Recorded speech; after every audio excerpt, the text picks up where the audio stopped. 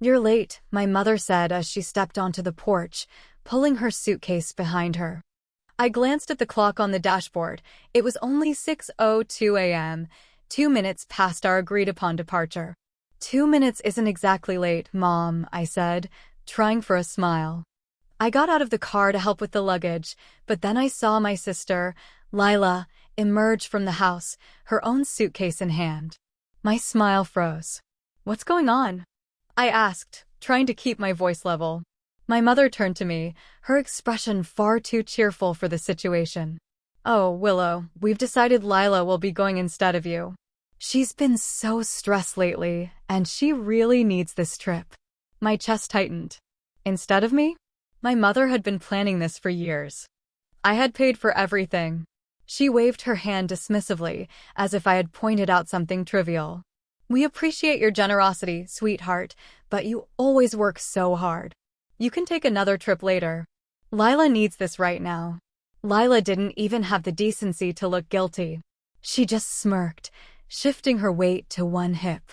"Thanks for understanding, sis," she said, her voice dripping with false gratitude. I stared at the two of them, my heart pounding in my chest. My father shuffled out a moment later, avoiding my gaze as he handed me his suitcase. "This is unbelievable," I said, my voice trembling. "This was supposed to be our trip. Something for me to share with you." "Well, it still is," my mother said with a bright smile, "just with Lila instead. Don't make a big deal out of this, Willow. Your sister really needs a break." My name is Willow Davies, and for the past 2 years, I had been working overtime, saving every spare penny to take my parents on a trip they would never forget. Flights, luxury hotels, guided tours, I had meticulously planned every detail, right down to the final dinner. But as I stood there in my parents' driveway, watching my sister slide into the back seat of my car, I realized something I had been avoiding for years. No matter how hard I tried, in their eyes, Lila would always come first. I gritted my teeth, biting back the sharp retort that was on the tip of my tongue. Instead, I forced a smile and opened the trunk. "Fine," I said evenly.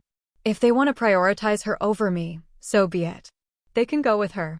But I'm not about to let them enjoy the ride to the airport in suffocating silence, punctuated only by Lila's incessant chatter." "Oh my gosh, Mom, did you see that TikTok about Paris? I can't wait to go shopping there. Do you think we'll have time for that, or will the tours take up the whole day?" My hands tightened on the steering wheel as I stared straight ahead, forcing myself to say nothing. My mother chuckled softly. "Of course we'll have time, sweetheart. We'll figure it out when we get there." I bit the inside of my cheek. When we got there, they didn't even seem to notice I was no longer part of the we. After a while, my father cleared his throat. "Thanks for driving us, Willow. You know, this is probably awkward for you." I glanced at him in the rearview mirror. Usually awkward was his go-to understatement. He didn't reply, just shifted uncomfortably in his seat, probably wishing he hadn't said anything at all. Lila leaned forward from the back seat, her voice laced with saccharine concern. "You're not mad, are you, Will? I mean, about me going? It's really huge of you. I could never have afforded this on my own." I clenched my jaw and forced a bright smile. "Of course not, Lila. Enjoy the trip." By the time we pulled up to the departure drop-off at the airport, my patience was hanging by a thread. As I helped them with their luggage, my mother hugged me. "Thanks for understanding, honey. This means the world to us, and to Lila." I nodded stiffly. "Sure, Mom." Lila beamed as she wheeled her suitcase toward the entrance. "Thanks, Will. You're the best." I stood there, watching them disappear into the terminal, my chest tight with a mixture of anger and hurt. The drive back home was a blur. I replayed the conversation in my head, each word digging deeper than the last. "This means the world to Lila. You're not mad, are you? You always work so hard." I parked in my driveway and sat in the car for a few minutes, gripping the steering wheel until my knuckles turned white. Then, without a second thought, I went inside, grabbed my laptop, and logged into every travel account I had used to book the trip. Hotel reservations, tour bookings, flight upgrades, gone. Refund requests initiated. No, I stared at the confirmation emails piling up in my inbox, feeling the tension in my chest begin to ease. They wanted to send Lila instead of me? Fine. But they wouldn't be staying in five-star hotels or enjoying private tours on my dime. As I closed my laptop, a sense of satisfaction washed over me. They could explain it to the concierge in Paris themselves. I was done being their doormat. The calls started as soon as their flight landed. My phone buzzed incessantly as I unpacked my suitcase, the one I had so carefully packed for a trip that was no longer mine. The irony wasn't lost on me as I hung up dresses and arranged shoes on the shelf. The buzzing continued, a relentless vibration filling the room. I sighed, picked up my phone, and glanced at the screen. My mother's name flashed, along with a string of missed calls and messages. I unlocked my phone and scrolled through them. Willow, what's going on? The hotel won't let us check in. Reservation is missing. Call me now. Willow, this isn't funny. Fix it. A laugh escaped me before I could stop it. Fix it? They really thought I would swoop in and save the day after what they had done? The phone buzzed again, this time a call from Lila. I let it ring, but she just left a voicemail. Willow, this is so petty, she shrieked, her voice dripping with self-righteousness. We're stuck here because of you. You need to call the hotel and fix this right now. I rolled my eyes and deleted the voicemail without listening to the rest. For years, I had been their fixer, smoothing over every mistake and solving every problem. Not anymore. Finally, I decided to answer, if only to stop the barrage of calls. My mother's voice hit me like a tidal wave of fury the moment I picked up. Willow Davies, what have you done? The hotel says the reservation was canceled and none of the tours are booked.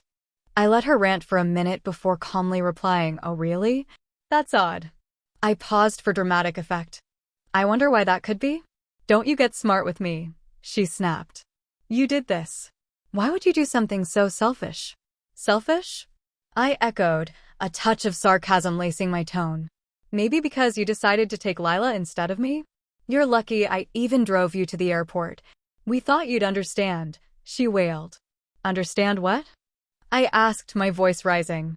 That years of saving and planning meant nothing because Lila needed a vacation more? That my efforts were insignificant to you? Guess what, Mom? I don't understand, and frankly, I don't care. I hung up before she could reply, then powered off my phone and tossed it onto the couch. The silence that followed was blissful, and I felt like I could finally breathe again. If they wanted to prioritize Lila, fine. But they could figure out the rest of their trip without me. The silence only lasted a day.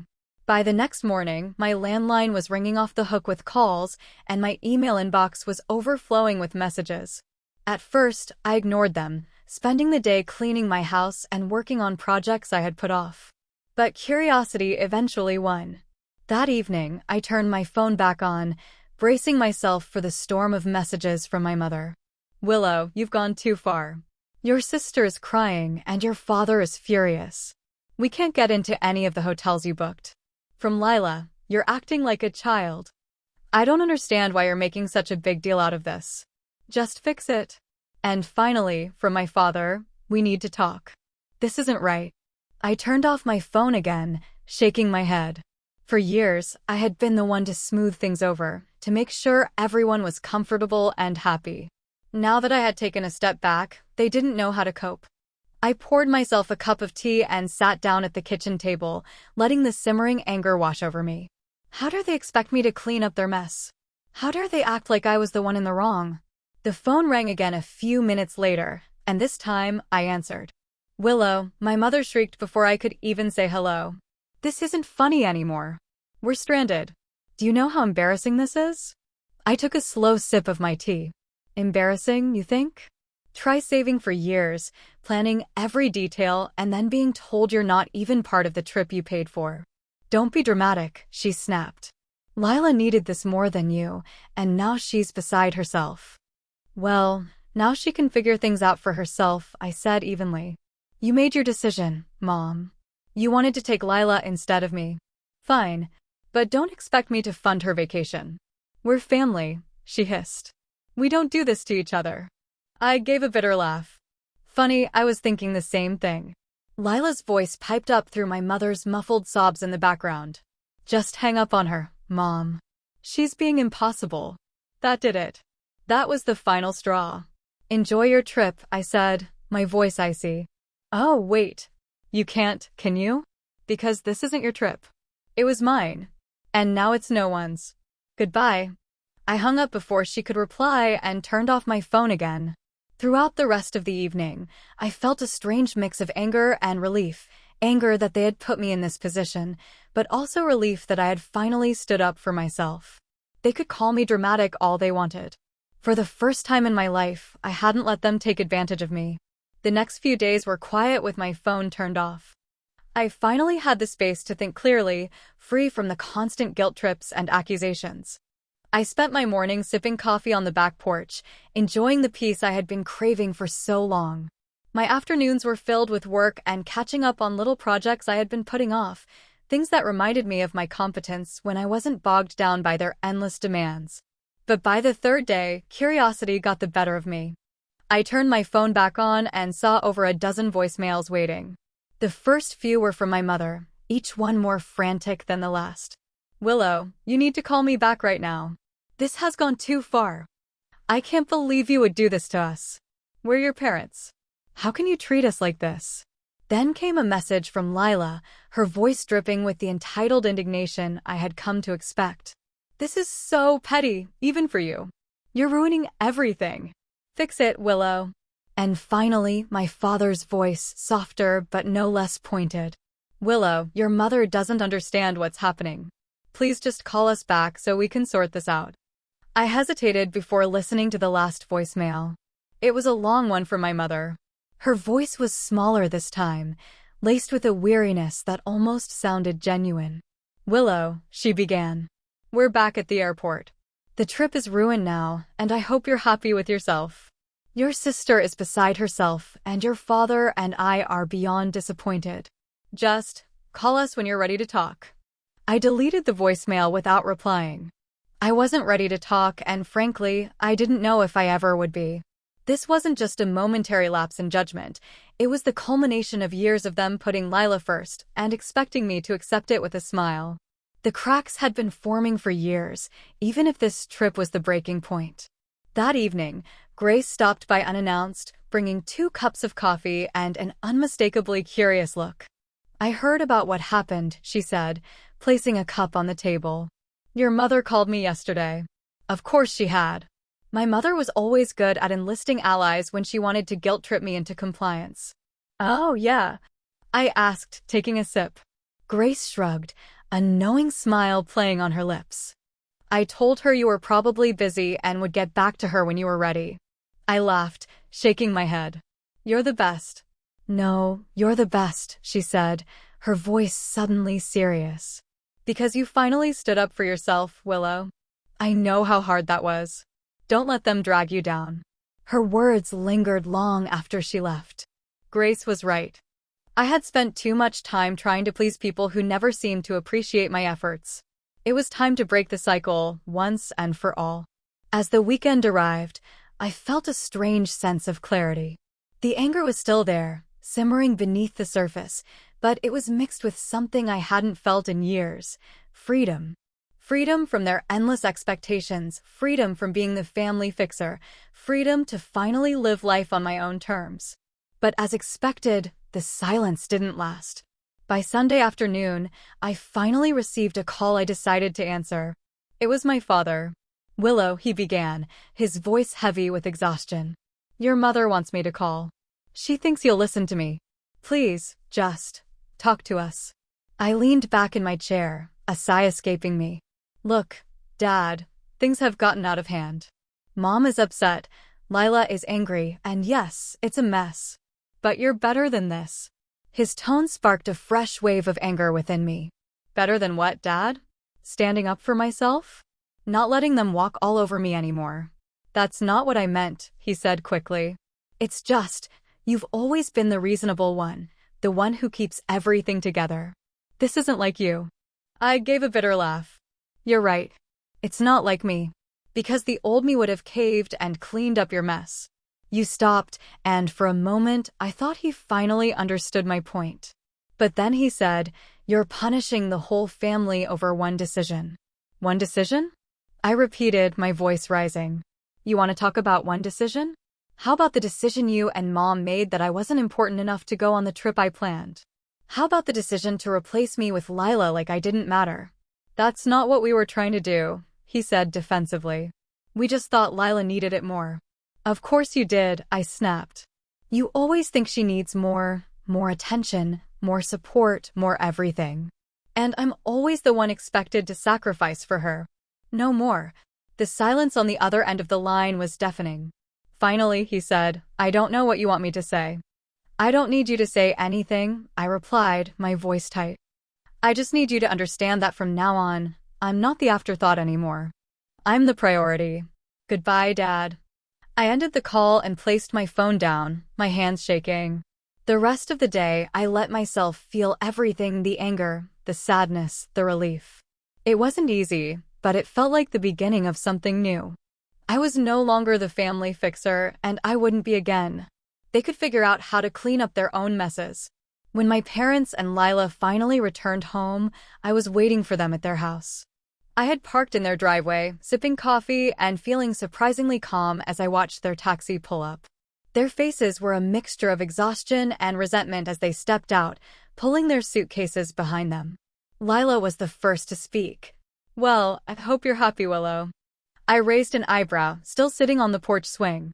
Thrilled our trip was a disaster, my mother snapped, waving her hand dismissively.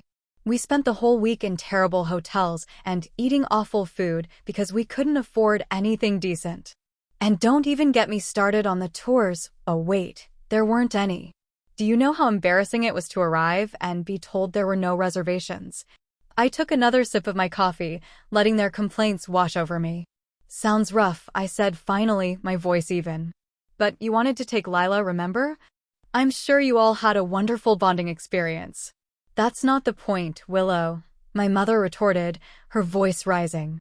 You know we couldn't afford all the things you planned. You set us up to fail. I stood up, placing my mug on the small table beside the swing. No, Mom, I didn't set you up for anything.